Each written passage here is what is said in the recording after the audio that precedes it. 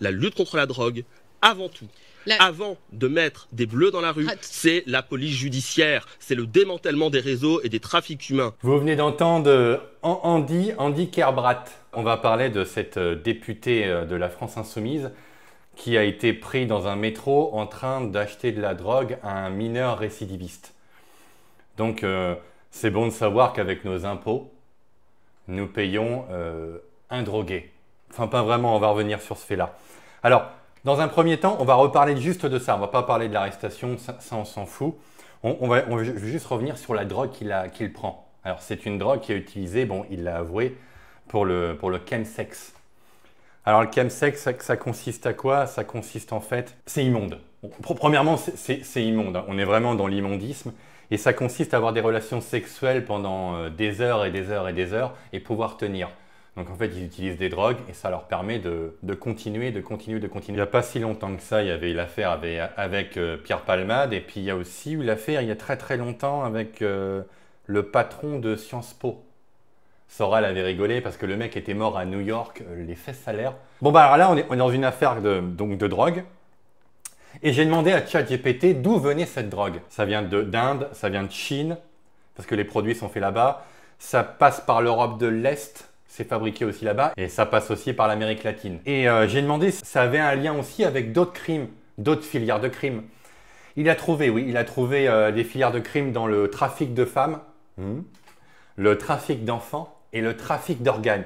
Donc les personnes qui dealent ça sont aussi derrière tous ces trafics qui sont extrêmement puants, on va pas se le cacher. Donc sachez que votre pognon, votre argent à vous, à nous, à tout le monde, hein, on le donne à lui et lui, avec ça, il va se acheter de la drogue à un mineur récidiviste. Est-ce que vous êtes content de savoir que votre argent part là-dedans? Est-ce que ça vous rend heureux? N'est-ce pas la punition que la gauche nous avait promise?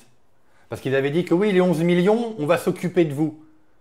N'est-ce pas la punition? On va juste lire son communiqué. Je ne vais pas tout lire parce qu'il accuse de l'extrême droite. C'est la faute à l'extrême droite. Si tu t'exploses la boîte à granola pendant des heures, c'est la faute à Marine Le Pen. Pourquoi pas? Bon, le jeudi 17 octobre 2024, j'ai été contrôlé en possession de stupéfiants. Donc, j'ai été contrôlé en possession de stupéfiants. Retenez bien ça. Retenez bien ça pendant les 10 minutes qui restent. Hein. J'ai reconnu immédiatement les faits. On s'en fout. On s'en fout que tu as reconnu les faits. On t'a attrapé la main dans le sac. Imaginez un peu, je sais pas, vous avez picolé comme un trou, hein, vous prenez votre bagnole, vous allez dans la rue, vous vous faites arrêter par la gendarmerie, et là, il vous passe le ballon, vous êtes contrôlé positif, vous êtes dans la merde, il vous fait oui, je reconnais les faits. On s'entend pas. On en a strictement rien à foutre. Parce que nous, ça nous arriverait, d'ailleurs le flic nous le dirait, hein, ils n'ont pas de pitié avec nous. Hein. On s'en tamponne, monsieur. Que vous reconnaissez les faits. Oui, vous êtes bourré. J'ai reconnu immédiatement les faits. On s'en fout, on s'en fout. Qui m'était reproché, oui, d'accord, ok, hein, pas mal. Et je me suis rendu le lendemain au commissariat pour une audition libre. Tu t'es rendu le lendemain au commissariat pour une audition libre parce que tu es député. Parce que si c'était moi, c'était 72 heures au poste. 48 heures ou 62 heures, je ne sais pas. Et sûrement qu'après ça, c'était jugement direct. Hein. Si tu peux faire tout ce cinéma et nous raconter tes conneries, c'est parce que tu es député. Sache-le, mon petit Andy. Dis-moi oui. Andy. Oh, Andy. J'assume entièrement ma responsabilité et me mets à la disposition de la justice qui me convoquera dans le cadre d'une ordonnance pénale. Mais le mec, il est là. Il vient de faire ça et puis il dit « Je me mets à disposition de la justice ». Non, mais normalement on devrait t'attraper par le cou comme ça, te secouer très violemment, te taper la tête contre le mur en même temps, et tu devrais aller en tôle. Parce que, en plus de faire ça, c'est illégal. Il me semble que c'est 45 000 € d'amende, ou 4 millions, je ne sais plus, et c'est 10 ans de prison. Hein. Et ce qui aggrave les choses, c'est que tu es député. Donc, moi, je suis pour qu'on t'applique 3 fois la peine que normalement conseillée pour ces genres d'actes. Tu es censé être exemplaire, je te le rappelle. D'ailleurs, ton parti politique... La France Insoumise se dit en lien direct avec Robespierre. L'incorruptible. Hein. Son nom dans l'histoire, c'est l'incorruptible. C'est pas je m'enfonce dans la boîte à granola. Hein, Andy? Bon, on va pas lire le reste, on s'en fout. Tu es un Une personne à qui je ne confierai pas ma fille. Sache-le. Et je n'espère pas non plus que j'ai pas regardé ton Wikipédia, mais que tu as été prof et qu'on t'a donné la responsabilité d'élève. Je n'espère pas. Et ce que j'espère pas surtout, c'est que tu restes député en fait. T'as pas à rester député. Ça aurait été un mec du RN, c'était pareil. Hein. C'était la même chose. Avant de voir Sandrine Rousseau, parce qu'on va finir sur un bouquet final.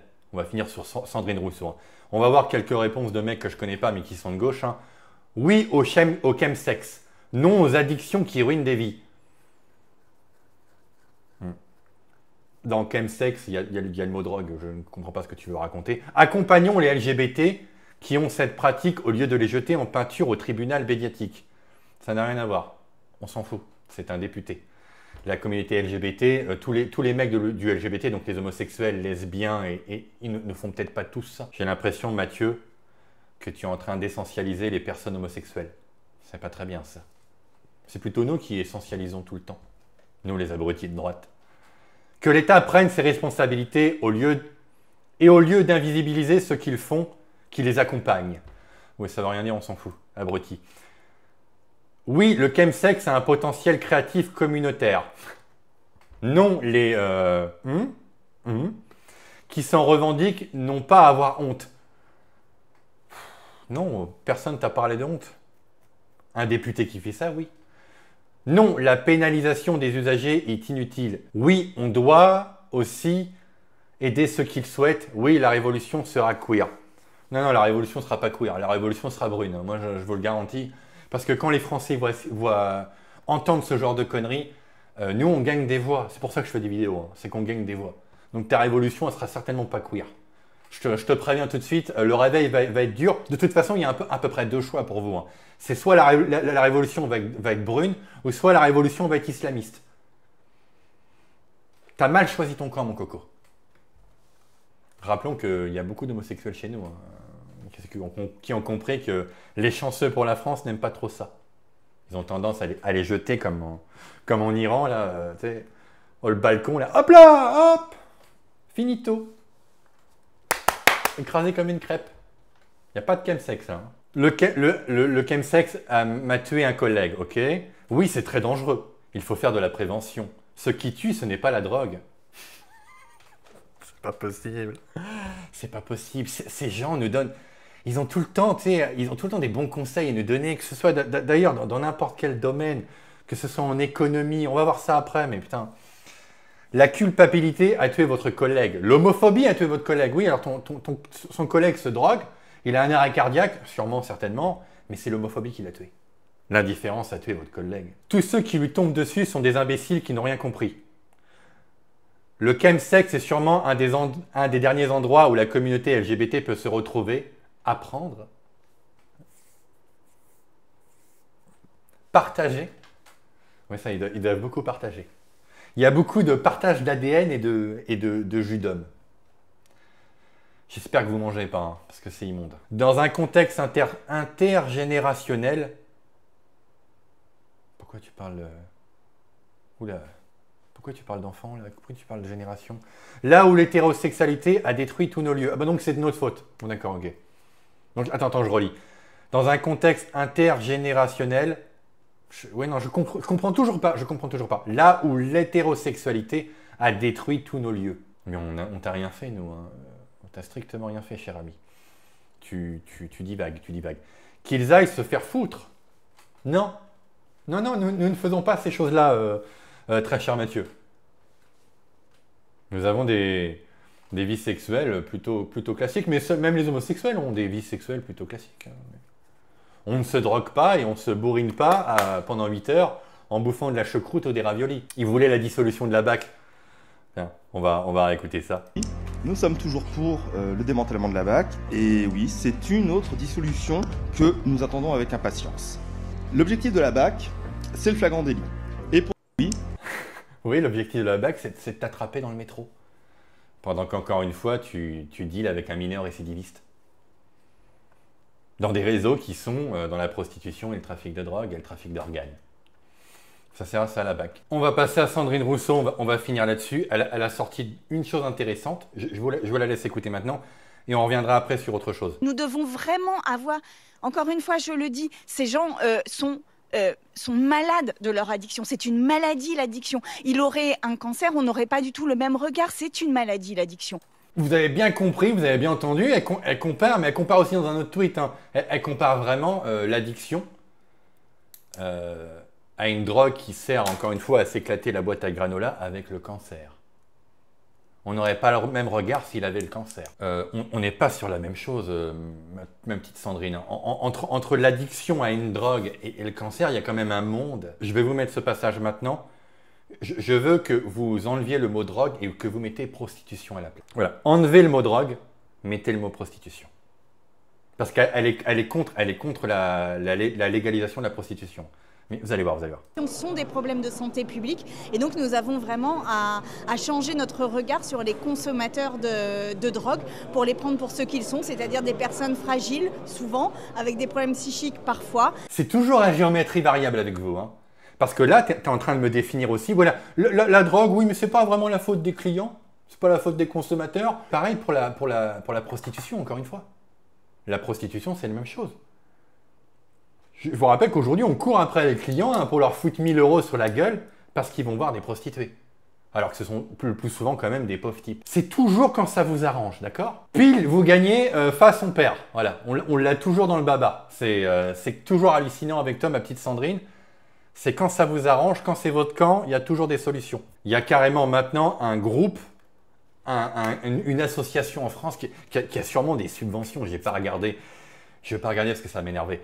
Qui est spécialisé maintenant dans le chemsex. Voilà. Alors, ils ont fait un communiqué. Nous tenons à exprimer notre soutien à Andy, dis-moi oui, pour avoir pris la parole de manière transparente sur son addiction. Encore une fois, il ne l'a pas fait. Il s'est fait arrêter. Hein? Putain, comment ils arrivent à reformuler l'histoire, c'est un truc de dingue. Être dépendant n'est pas être un délinquant. Ben si. Être dépendant, dépendant de la drogue, c'est illégal. C'est illégal. Même là, on pourrait même changer le mot, on pourrait même changer le thème par la pédophilie. On pourrait le faire. Et il est essentiel de cesser de stigmatiser les personnes en situation de dépendance. Personne ne devrait se sentir obligé de s'excuser pour une addiction qui est avant tout une question de santé publique. Oui, c'est un problème de santé publique.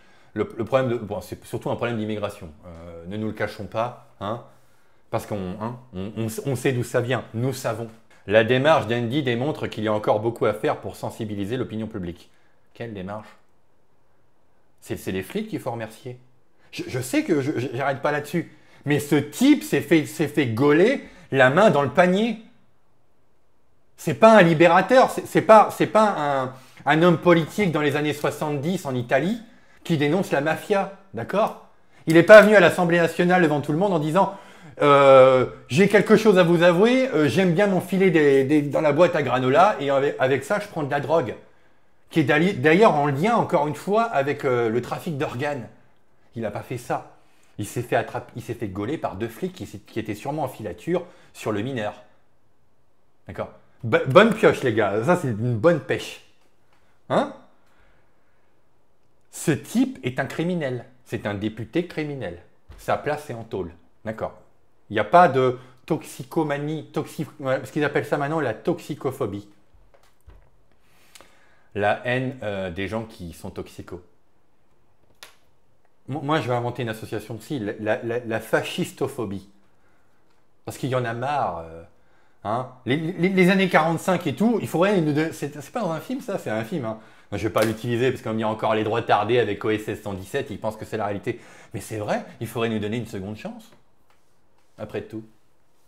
Hein. Il y a beaucoup d'eau qui est passée sous les ponts. Puis de toute façon, pour rappel que la LFI, c'est quand même un parti qui veut mettre des islamistes au pouvoir. Hein? Bon, j'en étais où là? Je me perds, tu vois, ça m'énerve.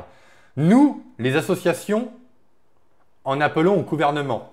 Enfin, t'as rien à dire. Il est temps de prendre des mesures concrètes face à cette urgence. La santé et l'accompagnement des personnes souffrant d'addiction doit être une priorité.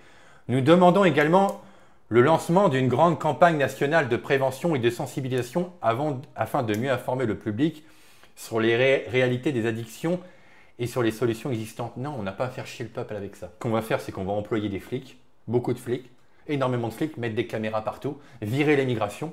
On va payer pour ça, et dès qu'on va en attraper un, hein, eh ben on va lui mettre la hagra, comme ils disent les jeunes en banlieue. On va lui en mettre plein sa gueule. Voilà. Et en tôle directement. J'ai pris de la drogue, hein. J'ai pris de la MDMA. On a tous fait des conneries quand on était jeunes. J'ai regretté parce que c'est une catastrophe. Le lendemain, on se sent comme une grosse merde. J'aurais été attrapé, c'était direct la tôle et c'est comme ça, fallait pas faire le con. Est-ce que moi aussi j'aurais pu jouer sur le fait je ne sais pas.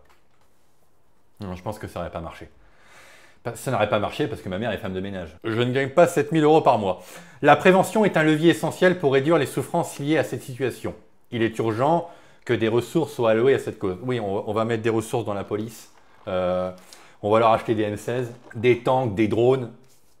On va reprendre des légionnaires. On va leur mettre des uniformes de flics et puis on va vous comment ça va finir. Non, je plaisante. Je n'appelle pas à la violence. Je suis un être de paix. Je suis de gauche. Je suis de gauche bien comprise. Non, c'est une blague. J'avais pas vu cette image. C'est une blague. Non, ça va être un montage. C'est pas possible. Alors, on va quand même finir sur ces mots. Allez, on va finir sur ces mots. La rue, c'est la lutte contre la drogue, avant tout. Avant de mettre des bleus dans la rue, c'est la police judiciaire, c'est le démantèlement des réseaux et des trafics humains. La lutte contre... La boîte à granola.